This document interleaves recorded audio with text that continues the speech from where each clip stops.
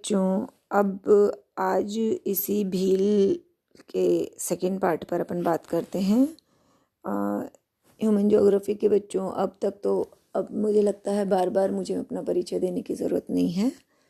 Second year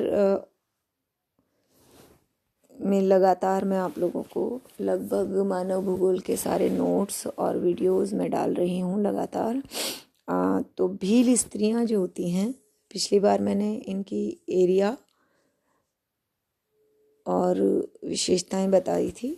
इस बार इनका ये कैसे दिखते हैं, क्या पहनते हैं, कैसे रहते हैं, उसके बारे में बता रही हूँ। तो भील स्त्रियाँ जो हैं उनका रंग सुंदर होता है, हल्के गेहुए रंग की होती हैं, सुगठित शरीर होता है, गोल चेहरा होता है,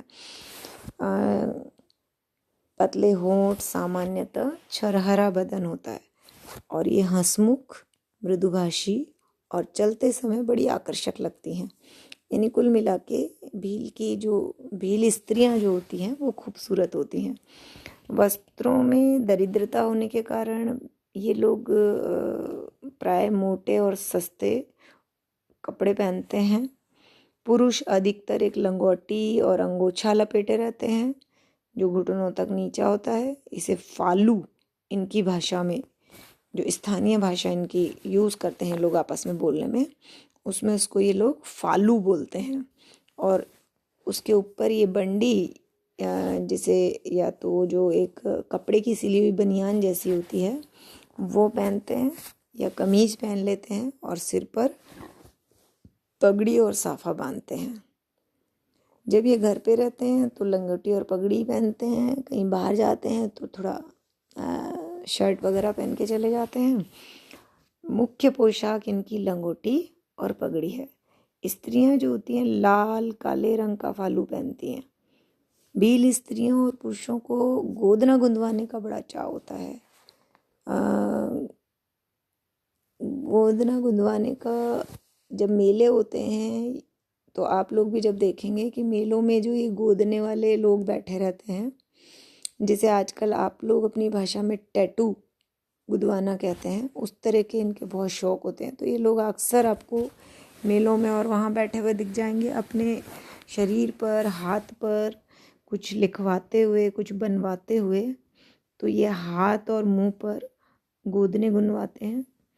स्त्रियाँ गले में चांदी की हंसली या जंजीर, नाक और कानों में भी चांदी की बालियाँ, छल्ले, सिर पर इनके एक ओढ़नी टिकाने के लिए तिकोने रूप का एक चीज़ होती है जिसको वोट कहते हैं, उस वोट को पहनती हैं। पाँव में पायल, कड़ा, कान में बालियाँ, गले में हंसली, इस तरह के आभूषण पहनती हैं। हाथों में चूड़ा पहनती हैं और कभी कभी ये बालों में फूल भी लगा लेती हैं।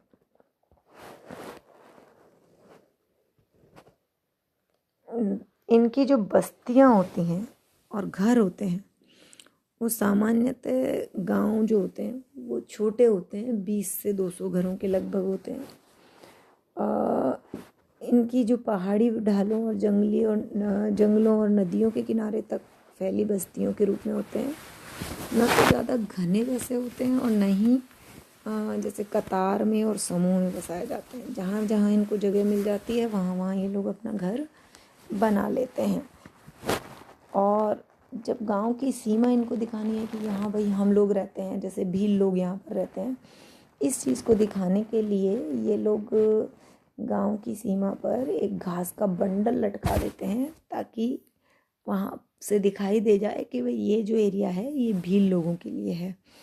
और गांव के बाहर इनके देवरे, मतलब देव स्थान, मंदिर, पूजा स्थल होते हैं जहाँ ये लोग देवी, क्षेत्रपाल आदि अनेक देवताओं की आकृतियों के पत्थर रख देते हैं और पूजा करते हैं। भीलों के जो घर बने होते हैं उसको इनकी भाषा में कू कहा जाता है। ये आयताकार होते हैं, यानी चौड़ाई कम, लंबाई ज़्यादा, और सामान्यतः धरातल से 60 सेंटीमीटर से 1 मीटर तक ऊंचे होते हैं। इनकी दीवारें बांस या पत्थर की बनी होती हैं। फर्श मिट्टी या पत्थर का बना होता है। खपरेल घास फूस डालकर छत बना लेते हैं। ज़्यादातर तो ये लोग स्थायी रूप से कहीं बसते नहीं हैं, पहाड़ों पर जहाँ इनको सुविधा मिल जाती है उधर रहते हैं। लेकिन इनकी जो झोपड़ियाँ होती हैं वो छोटी छोटी होती हैं और इन पर घास फूस डालकर छत बनाते हैं।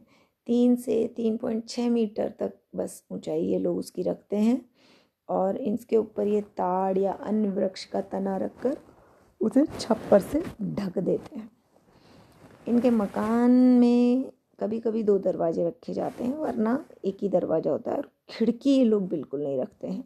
सामान्यतः आप देखेंगे कि जनजातियों के जितने भी घरों की बात होती है, अधिकांशतः घर में खिड़की नहीं रखते हैं। इनमें भी यही विशेषता है। सामान्यतः एक मकान जो ये बनाते हैं या एक झोपड़ी जो बनाते हैं उसमें 2-3 कमरे बनाते हैं। तो रसोई मकान के पीछे वाले भाग में बनाते हैं, आगे के भाग में ये लोग पशु बांधने का स्थान रखते हैं।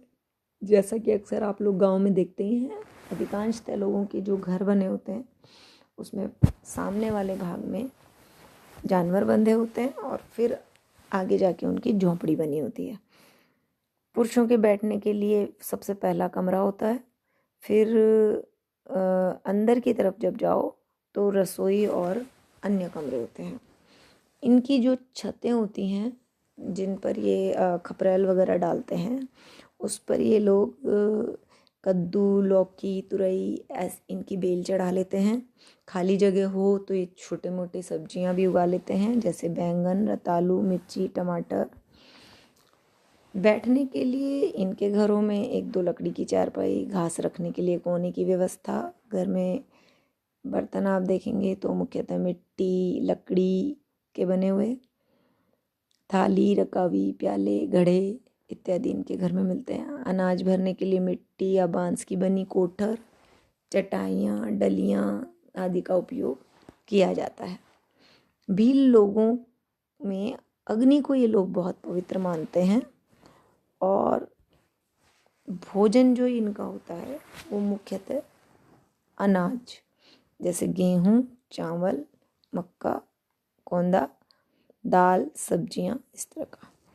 और उत्सव के अवसर पर या शिकार करने पर, जैसे ये लोग मांसाहारी होते हैं इसलिए बकरे का मांस, मुर्गी के अंडे, मछलियां भी खाते हैं। कभी कभी इनको दूध छाछ भी मिल जाता है। हालांकि ये जानवर पालते हैं तो थोड़ा बहुत इनको दूध का प्रयोग तो ये कर ही लेते हैं। दिन में 2 बार भोजन करना, भोजन में चावल, कोदो या सब्जी या दाल खाना और मक्का की रोटी, प्याज, कोई सब्जी, इस तरह की सुबह और शाम की इनकी भोजन की आदत है। भौतिक संस्कृति यदि इन लोगों की देखें तो परंपरा से तो ये लोग घुमक्कड़ स्वभाव के होते हैं। मैंने अभी पहले भी आपसे कहा कि ये स्थायी रूप से एक स्थान पर रहना पसंद नहीं करते हैं। जहाँ भी इनको जीविकोपार्जन के साधन ज़्यादा बेहतर मिलते हैं ये लोग वहाँ चले जाते हैं। तो घुमक्कड़ इनका स्वभाव है। लेकिन अब धीरे धीरे ये लोग भी समझने लगे हैं तो ये रुकने लगे हैं और जो भाग इनको मिलता है उस पर ये कृषि करने लगे हैं। पहाड़ी ढालों में जैसे वनों को जलाकर और झूमिंग कृषि करके जो भूमि मिल जाती है उस पर झूमिंग कृषि करते हैं। वर्षा काल में अनाज, दालें, सब्जियां इस तरह की ये लोग फसलें भी ले लेते हैं। और ये जो इस प्रकार की खेती ये लोग करते हैं उसको ये कहते हैं चिमाता। 3-4 साल के बाद वहाँ पर वो भूमि जो है खराब हो जाती है, उसके बाद ये उसको छोड़ के अन्य स्थान पे चले जाते हैं। मैदानी भागों में वनों को काटकर भूमि में चावल, मक्का, मिर्ची, मोटे अनाज, गेहूँ, पपीता, बैंगन, कद्दू, रतालू इत्यादि ये लोग बोते हैं। और ये ऐसी जो खेती होती है जिसमें कुछ अनाज, कुछ सब्जियां, उस खेती को ये लोग दजिया कहते हैं। खेती के प्रयोग में जो उपकरण ये लोग काम में लेते हैं उसमें जैसे कुदाली, गेंती, फावड़ा, हंसिया।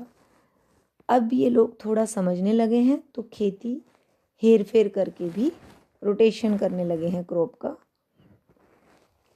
भील स्त्रियां जो होती हैं, स्त्री और पुरुष, निकटवर्ती तालाबों और नदियों में जालों के सहारे मछलियां भी पकड़ लेते हैं।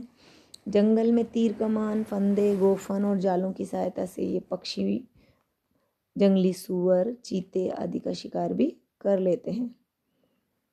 लड़के और स्त्रियां वनों से खाद्य, जड़ें, वृक्षों की पत्तियां, कोपलें, फल, गांठें, शहद इत्यादि एकत्रित करते हैं और दूसरे क्षेत्र में इन चीज़ों को देकर अपनी ज़रूरत के सामान को उनसे लेते हैं। भी लोग जो जानवर पालते हैं उनमें जैसे भैंस है, गाय है, बैल है, भेड़, बकरियां और मुर्गियां। लेकिन ज़्यादातर आप देखेंगे तो ये जो घुमक्कड़ प्रजाति के लोग होते हैं इनके पास बकरियां ज़्यादा होती हैं। भैंस, गाय, बैल ऐसी चीज़, बैल होते हैं लेकिन भैंस और गाय इनके पास कम मिलती हैं। जो लोग स्थायी रूप से बस गए हैं उनके पास भैंस और गायें मिलती हैं, और जो घुमक्कड़ प्रजाति के हैं उनके पास बकरी और बैल, जैसे बैल को की तो ये गाड़ी बना लेते हैं और बकरियां इनके दूध के काम आती हैं। धार्मिक उत्सव जब इनके होते हैं तो ये बकरी, भैंसे और मुर्गों की धार्मिक उत्सव बलि चढ़ाते हैं।